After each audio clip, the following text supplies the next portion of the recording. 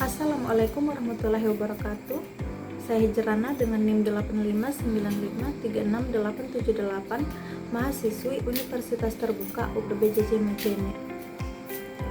Di sini saya akan melakukan praktikum IPA, yaitu menjelaskan tentang struktur sistem pencernaan.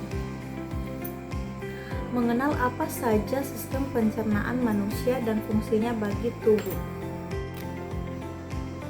Apa itu sistem pencernaan? Sistem pencernaan adalah kumpulan organ yang bekerja sama untuk mengolah makanan yang kita makan, supaya bisa diubah menjadi zat gizi yang berguna bagi tubuh. Selain itu, sistem ini juga berfungsi untuk membuang sisa makanan yang tidak dibutuhkan. Proses pencernaan dimulai dari mulut dan berakhir di anus. Yang pertama adalah mulut. Mulut adalah tempat awal masuknya makanan. Di sini makanan dikunyah oleh gigi agar menjadi lebih halus. Air liur yang mengandung enzim juga membantu memecah makanan secara kimiawi. Lidah membantu mengatur posisi makanan dan mendorongnya ke belakang mulut agar bisa ditelan. Jadi, di mulut terjadi dua proses pencernaan sekaligus, yaitu pencernaan mekanis oleh gigi dan pencernaan kimiawi oleh enzim dalam air liur. Selanjutnya, makanan masuk ke kerongkongan. Kerongkongan adalah saluran panjang yang menghubungkan mulut dengan lambung. Tugasnya adalah mendorong makanan ke bawah dengan gerakan seperti memijat, yang disebut gerakan peristaltik. Meskipun tidak terjadi proses pencernaan besar di sini, kerongkongan berperan penting untuk mengantarkan makanan ke lambung dengan aman. Kemudian makanan masuk ke lambung. Lambung bentuknya seperti kantung yang berfungsi mengandung serta mencampur makanan dengan asam lambung dan enzim pencernaan. Disinilah makanan diubah menjadi bentuk yang lebih lembut, disebut chyme.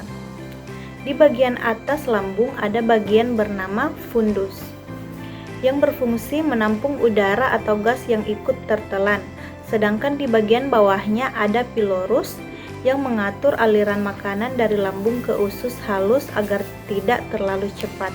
Setelah dari lambung, makanan masuk ke usus halus. Usus halus adalah saluran panjang yang terdiri dari 3 bagian, yaitu duodenum atau usus 12 jari, jejunum, dan ileum. Di usus 12 jari, makanan bercampur dengan cairan empedu dari hati dan enzim dari pankreas, yang membantu pencernaan lemak, protein, dan karbohidrat.